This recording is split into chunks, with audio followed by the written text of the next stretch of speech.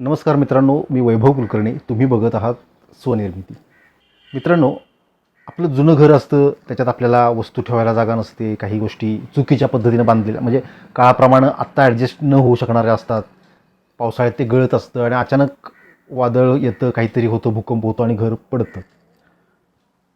त्यावेळेला घर पडलं याचं दुःख असतंच आणि त्याच्याबरोबरीनं चला आता नवीन घर उभं करण्याची संधी आहे, असा एक छुपा किंवा सुप्त आनंदसुद्धा असतो. मराठी चित्रपटसृष्टीची अवस्था सध्याची फार काही चांगली नाही आहे. तर त्याच्याकडं आपण जर अशी संधी म्हणून बघितलं की आता चला नव्यानं ही इंडस्ट्री उभी करण्यासाठीची ही एक संधी आहे, असं जर सरकारनं त्याच्याकडे बघितलं तर आपण खूप चांगल्या दिशेनं ताकदीनं जाऊ शकू असं मला वाटतं. आणि हा विचार मांडण्यासाठी आज मी हा व्हिडिओ करतोय. बरं, आणि ही इंडस्ट्री उभी करताना आपल्याला दक्षिणेशी किंवा बॉलिवूडशी स्पर्धा करण्याची गरज नाही. आपली आपली स्वतंत्र ओळख म्हणून कसा आपला मराठी सिनेमा जगात पोहोचवता येईल किंवा जागतिक पातळीवर नेता येईल, ह्याच्यासाठी त्याला एक कसा आकार देता येईल, म्हणजे कुठल्या पद्धतीच्या सिनेमांना प्रोत्साहन द्यायचं, कुठल्या पद्धतीच्या सिनेमांना प्रोत्साहन द्यायचं नाही, ह्याचे जर निकष ठरवले आणि त्याचं एक प्रॉपर प्लॅनिंग ठरवलं तर आपण चांगल्या गोष्टी अचीव करू शकतो असं मला वाटतं. आणि त्याच्याबद्दल माझे काही विचार आहेत, ते मी आज तुमच्यासमोर मांडणार आहे. मागच्या एका व्हिडिओमध्ये मी एक विचार मांडला होतो, आता आज रिपीट करतो मुद्दाम, की आपण फिल्म इंडस्ट्री म्हणतो त्या, पण आत्ताची परिस्थिती बघतात इंडस्ट्री का म्हणायचं असा प्रश्न पडतो. कारण 100पैकी 95 सिनेमे लॉसमध्ये जातात. 5 सिनेमे जे असतात ते आपले पैसे वसूल करू शकतात. त्या 5पैकी 2-3 असतील की ज्यांना चांगला फायदा मिळतो. एक जो असेल त्याला खूप फायदा मिळतो. पण आपण ते एकच उदाहरण डोळ्यासमोर ठेवून इंडस्ट्रीकडे बघतो आणि स्वतःचीच दिशाभूल करून घेतो. म्हणजे इंडस्ट्रीमधले लोक, त्यांच्याबद्दल बोलतो मी. प्रेक्षक म्हणून आपण ह्या सगळ्या गोष्टींचा विचार करण्याची गरज नाही. आणि इंडस्ट्री उभी कशावर आहे? ना लोकाश्रयावर ना राजाश्रयावर. ती उभी आहे फक्त एका उर्मीवर, की मला सिनेमा बनवायचा आहे, होऊ दे खर्च. आणि ही उर्मी एखादा सिनेमा बनवेपर्यंतच टिकते, कधीकधी ती अर्ध्या सिनेमात पण जिरते. ह्या सगळ्या गोष्टीवर आपल्याला उपाययोजना करायला पाहिजे. कारण सिनेमा हे खूप खूप म्हणजे आत्ताचं सगळ्यात प्रभावी माध्यम सिनेमा आहे.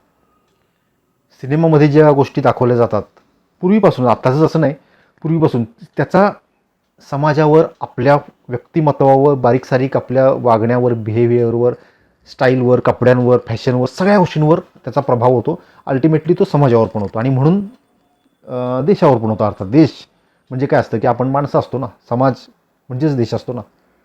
तर आपला देश कसा असला पाहिजे, तर तो घडवण्यासाठी सिनेमाचा आणि खरं तर शिक्षण क्षेत्राचा, पण तो विषय आता आपण सध्या बाजूला ठेवू, सिनेमाचा एक खूप महत्त्वाचा वाटा आहे त्याच्यामध्ये. त्यासाठी निर्माता ते प्रेक्षक, निर्माता, दिग्दर्शक म्हणजे लेखक, दिग्दर्शक, त्यातले कलाकार, टेक्निशियन, अख्खी इंडस्ट्री यांच्यापासून ते सामान्य प्रेक्षकांपर्यंत सगळ्यांना एक सिनेमाबद्दलचं एक आदर्श चित्र माहिती असलं पाहिजे. आणि ते अर्थात सरकारलासुद्धा माहिती असलं पाहिजे की हा सिनेमा म्हणजे आदर्श सिनेमा, असा सिनेमा असला पाहिजे. आता तुम्ही म्हणाल की अमुक एक पद्धतीचा सिनेमा करायचा नाही, कुठल्याही पद्धतीचा करा, त्याच्या तो सिनेमा निर्माण करण्याची जी विचार प्रक्रिया आहे ना, ती शुद्ध आणि ओरिजिनल असली पाहिजे. आणि ऑस्करमध्ये जसा विचार केला जातो, ऑस्कर अवॉर्ड्स देताना, तर त्या धर्तीवर आपण विचार केला पाहिजे. म्हणजे खूप श्रीमंत विचार केला पाहिजे, ऑस्कर अमेरिकेचा आहे म्हणून किंवा खूप पॉप्युलर आहे म्हणून आपण म्हणतो असं नाही, तर त्यांचं योग्य आहे म्हणून ते सिनेमामधली ओरिजिनल गोष्ट बघतात, ओरिजिनॅलिटी बघतात, की कुठं तुम्ही तुमचा ओरिजिनल विचार मांडला आहे. आणि आपण म्हणतो व्यावसायिक सिनेमा आणि कलात्मक सिनेमा हे जे दोन टोकं आहेत ना, ती पहिली एकत्र आणली पाहिजेत. व्यावसायिक सिनेमामध्ये कलात्मक दर्जा नसला तरी चालेल का? मग आपली सामान्य प्रेक्षक म्हणून किंवा आपली अभिरुचीची आपण खूप हेळसांड करतोय, घसरण होते त्याच्यामध्ये, असा त्याचा अर्थ आहे. आणि कलात्मक सिनेमा आहे म्हणजे तो सगळ्याच्या डोक्यावरूनच गेला पाहिजे का? तर तेही चुकीचं आहे. कारण शेवटी तो सामान्य प्रेक्षकांसाठी, सामान्य प्रेक्षकांना तो कळला पाहिजे, तो त्यांनी 1.5-2 तास बघावा इतका रंजक असला पाहिजे. आणि ह्या रंजकतेमध्ये, ह्या त्यांना समजण्या इतका सोप्या पद्धतीने मांडण्यामध्ये तुम्हाला जी कलात्मकता आणायची आहे किंवा जो वेगळा विचार मांडलायचा आहे, जो अवघड विचार मांडलायचा तो सोपा करून मांडला पाहिजे. खरं तर कलाकाराचं तेच काम आहे की अवघड गोष्टी तुम्ही सोप्या करून लोकांपर्यंत पोहोचवल्या पाहिजेत. आता होतं उलटं, की मला आर्ट फिल्म करायची आहे, मला काहीतरी सोपा विषय घेऊन तो अवघड करून मांडायचा आहे, असा विचार करणारे बरेच लोक आहेत आणि त्यांना खूप अवॉर्ड्स वगैरे मिळतात आणि त्यांची खूप वाहवा होते, प्रेक्षकसुद्धा वाहवा करतात, हेही मी बघितलं आहे. मी अनेकदा माझ्या शेजारी कोणतरी बसलेलं असतं, फेस्टिवलमध्ये आणि सिनेमा सगळ्या डोक्यावरनं चाललेला असतो आणि ते वाह वाह वगैरे म्हणत असतात, टाळ्या वाजवत असतात. त्यांना मी विचारतो नंतर की काय मला तरी कळला नाही सिनेमा, तुम्हाला कळला का? त्यावेळेला ते निरुत्तर होतात. त्यांचं असं म्हणणं असतं की कळलं नाही पण भारी केलं आहे. असं ह्याच्यातून कलात्मक सिनेमा बाहेर यायला पाहिजे आणि व्यावसायिक सिनेमा हा कलात्मक दर्जा नसला तरी चालेल किंवा ओरिजिनल काही आपला थॉट असं नसला तरी चालेल. आपण जे चाललेले सिनेमा आहे त्यातले चांगल्या गोष्टी घ्यायच्या किंवा मसाले घ्यायचे आणि नवीन सिनेमा तयार करा, हा जो थॉट आहे ना, याच्यातनं पण आपण निर्मात्यांना किंवा फिल्म मेकर्सना परावृत्त केलं पाहिजे आणि ह्या सगळ्याची योजना सरकारनं आखली पाहिजे. जसं मी मगाशी म्हटलं की 95% सिनेमे लॉसमध्ये जातात, पण आपल्याकडं ती शक्ती आहे की आपण 100 सिनेमे बनवू शकतो. तर ह्या शक्तीला योग्य दिशा दिली पाहिजे आणि ते काम सरकारचं आहे. ती दिशा काय असू शकते, तर ह्या सगळ्यांना एक आदर्श सिनेमाचं चित्र सांगणे आणि तो जर तुम्ही तयार केला तर तुम्हाला आम्ही मदत करू. आता पण अनुदान योजना आहेच. अलीकडच्या काळात तर ती सरसकट केली आहे सगळ्या सिनेमांना, म्हणजे एक नवीन दर्जा सुरू केला आणि त्याला आपण 10 लाख अनुदान देतो. हे चुकीचं आहे, हे पहिलं बंद केलं पाहिजे. 10 लाख तुम्ही कुठल्याही सिनेमाला अनुदान देत असाल तर मी 9 लाखात सिनेमा बनवतो आणि द्या अनुदान असं म्हणतो. म्हणजे काय होईल, जे काही वर्षापूर्वी 90sमध्ये झालं होतं की अनुदानासाठी लोक सिनेमे बनवायला लागले आणि अख्खी मराठी इंडस्ट्री त्याच्यामुळे खड्ड्यात गेली, लोक सिनेमा बघेनासे झाले. ज्या दादासाहेब फाळकेंनी मराठी माणसांनी इंडस्ट्री, भारतीय चित्रपटसृष्टी उभी केली, त्या महाराष्ट्रामध्ये आपण सिनेमे बघायचे बंद केले आणि देश पातळीवर किंवा जागतिक पातळीवर जाणं तर लांबच राहिलं. ह्याचं कारण ती अनुदान योजना होती. आत्तासुद्धा अ आणि ब दर्जाच्या सिनेमांना होतं तिथंपर्यंत ठीक होतं, क ला सुद्धा आता सुरू केले, तर हे खूप घातक आहे. सिनेमाचा क्रायटेरिया आता जे गुणांकन आहे ते पण खूप टिपिकल आहे आणि वरवरचा विचार करणार आहे की चला प्रत्येक गोष्टीला 10-10 मार्क, 20-20 मार्क आणि असे 100 मार्क. चुकीचं आहे, असं नसतं. प्रत्येक गोष्टीची व्हॅल्यू 10 मार्क किंवा 20 मार्क नसते. ती कदाचित कधी 57 मार्काची असते, ऑड काहीतरी. त्याच्यावर खूप संशोधन केलं पाहिजे, त्याचा बारकाईने विचार केला पाहिजे आणि त्याप्रमाणे त्याचं गुणांकन केलं पाहिजे. आणि आता काही वेळेला अशी बोंब होते की ठराविकच समिती आहे तर त्यांच्या हातात असतं आणि ते सगळ्यांनाच अनुदान देत नाहीत, मग ते त्यांच्या फेवरमधल्या लोकांना अनुदान देतात. ही ओरड तर सार्वकालिक आहे, आपण ही नेहमीच करत राहणार. हे म्हणजे तसं असलं तरी आणि नसलं तरी ही ओरड तर राहणारच. मला माझ्या सिनेमाला अनुदान नाही मिळालं तर मी आरोप करणार. ह्या गोष्टी स्वाभाविक आहेत, नॅचरल आहेत. पण त्याच्यावरचा उपाय असा आहे की ज्युरीज आपण सर्टिफाय केले पाहिजेत की हे गव्हर्नमेंट अप्रूव्ड ज्युरीज आहेत आणि त्यांची संख्या वाढवत नेली पाहिजे. 100पासून सुरू करून ते 1000पर्यंत तरी किमान नेली पाहिजे. आणि जर हे 100 सिनेमे असतील तर ते रँडमली कुणालाही 10 ते 15 लोकांना बघायला पाठवले पाहिजेत आणि त्याच्यामध्ये ते विदाऊट टायटल्स असले पाहिजेत. ना सिनेमाचं नाव ना कुठलंही क्रेडिट, फक्त सिनेमा बघा आणि त्याचं गुणांकन करा. गुणांकन करण्याची पद्धतसुद्धा संशोधन करून ठरवली पाहिजे आणि त्यांच्याकडून जे गुणांकन येईल त्याच्यावर आधारित नवीन अनुदान योजना तयार केली पाहिजे. एक कलात्मक सिनेमा म्हणून तुम्ही या सगळ्या क्रायटेरियाला पुढे नेता आणि चांगला सिनेमा लोकांपर्यंत नेण्यासाठी किंवा लोकांना दाखवण्यासाठी तुम्ही मदत करता, म्हणून त्या सिनेमाला अनुदान दिलं गेलं पाहिजे.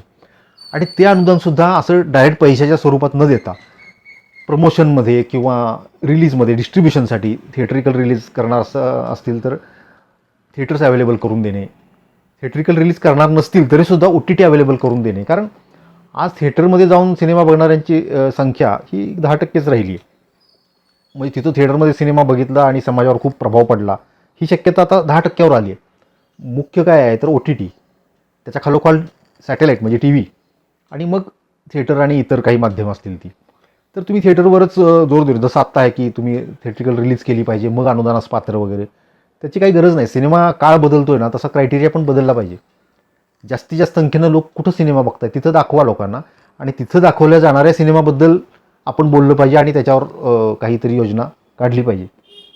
ती योजना पण अशी सरसकट असण्याची गरज नाही की चला 40 लाख किंवा 30 लाख असं नको. त्याच्या गुणांकनाप्रमाणे योजना करता येईल, त्याच गुणांकनाचा वापर करून त्यांना पुरस्कार देता येतील.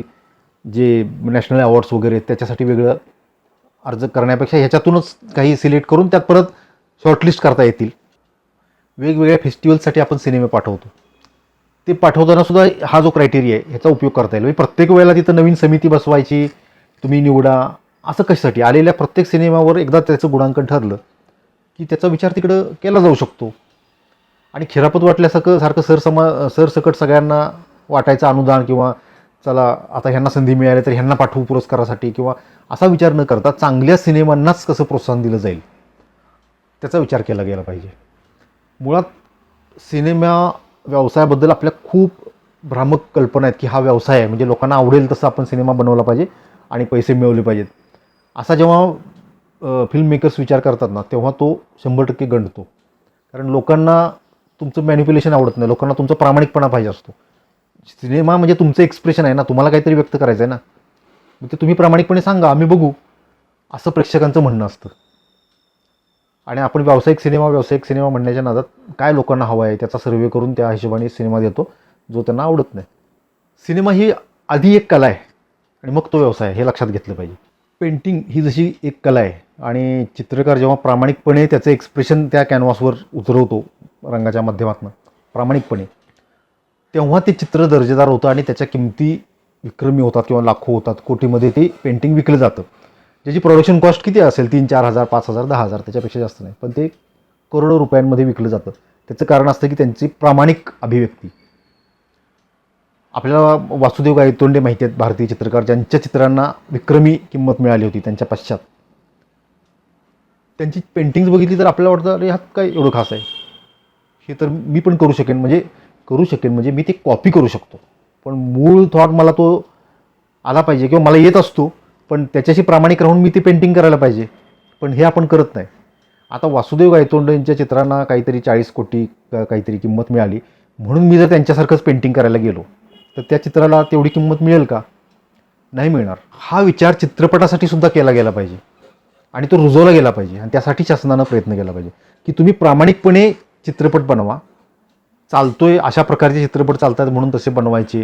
हिस्टॉरिकल सध्या चालतं तर हिस्टॉरिकल बनवा, महिलांचा विषय सध्या चालतोय तर त्यांचा विषय घ्या. असं न करता तुम्हाला जे प्रामाणिकपणे आत्ता जो विषय वाटतोय घ्यावासा तो घ्या. तुम्हाला ज्या विषयावर व्यक्त व्हावंसं वाटतंय तो विषय घेऊन तुम्ही सिनेमा बनवा. ऑस्करला हाच विचार केला जातो ना की तुम्ही किती प्रामाणिकपणे विचार करून सिनेमा बनवलाय. कुठल्या ना कुठल्या सिनेमाची कॉपी असेल तर तो रिजेक्ट होतो, कितीही चांगला सिनेमा असला तरी. त्या धर्तीवर निकष लावून तशा सिनेमांना प्रोत्साहन देणारी योजना तयार केली पाहिजे. अनुदान योजनाच त्याला म्हणायला पाहिजे असं काही नाही. आदर्श चित्रपट प्रोत्साहन योजना म्हटलं तरी चालेल आणि त्यांना वेगवेगळ्या पद्धतीने प्रोत्साहन दिलं पाहिजे.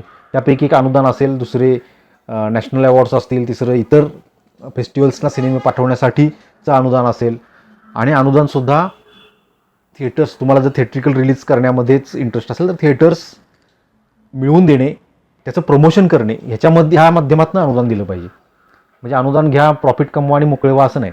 समजा तुम्हाला 1 करोड अनुदान द्यायचं आहे तर 1 करोड हे त्याच्यापैकी समजा 20-25 लाख डिस्ट्रीब्युशनचा खर्च असेल तर तो सरकारने करावा.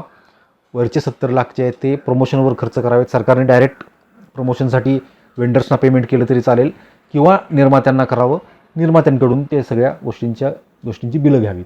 प्रसार भारतीच्या ज्या वाहिन्या आहेत, DD असेल किंवा सह्याद्री असेल, त्यांचे सॅटेलाईट राईट्स विकत घ्या. OTT आता येते, वेव्ज आहे तर त्याचे राईट्स विकत घ्या.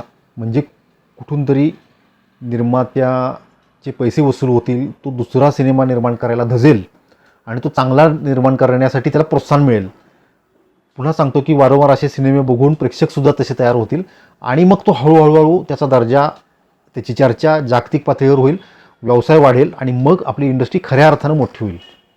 आता आपण जे दक्षिणेशी तुलना कर, बॉलिवूडशी तुलना कर, हॉलिवूडशी तुलना कर, ह्याच्यापेक्षा आपल्याकडे खूप भारी काय आहे. फक्त आपलं युनिकनेस ओळखून आपण त्याच्यावर काम केलं पाहिजे. म्हणजे काय होईल की कलात्मक सिनेमा निर्माण होईल आणि त्याचं योग्य प्रमोशन केल्यामुळं तो प्रेक्षकांपर्यंत पोहोचेल. प्रेक्षकांना सुद्धा वारंवार तसे सिनेमे बघून चांगला सिनेमा बघण्याची सवय लागेल ह्या योजनेमुळं. नाहीतर आता काय होतं की एखादी आर्ट फिल्म बनवली तर त्याच्या प्रमोशनसाठी बजेटच नसतं, कारण माहिती असतं की लोक थिएटरमध्ये येणारच नाहीत. तर तो का 1000 थिएटर्समध्ये रिलीज करायचा, का त्याच्या प्रमोशनवर एवढा खर्च करायचा, फक्त फेस्टिवल्समध्ये पाठवायचा. फेस्टिवलच्या ऑडियन्सने बघितला तरी भरपूर झालं असा विचार करतात आणि मग तो सिनेमा कधीच मोठा होत नाही.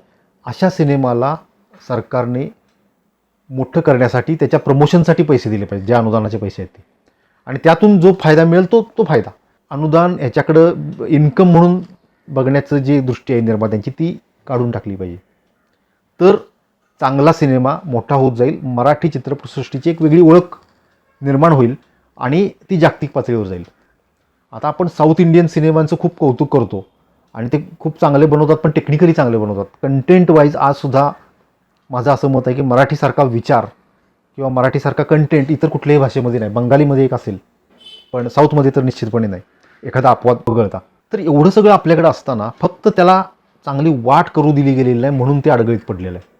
ह्या निमित्तानं मी विनंती करतो आपल्या सगळ्यांना की हा विषय जर तुम्हाला आवडला असेल तर तो लाईक करा, शेअर करा आणि असा शेअर करा की ज्या लोकांच्या हातामध्ये ही धोरणं राबवणं किंवा ज्यांच्या शब्दाला किंमत आहे त्या लोकांपर्यंत हा व्हिडिओ पोहोचला पाहिजे, हा विचार पोहोचला पाहिजे.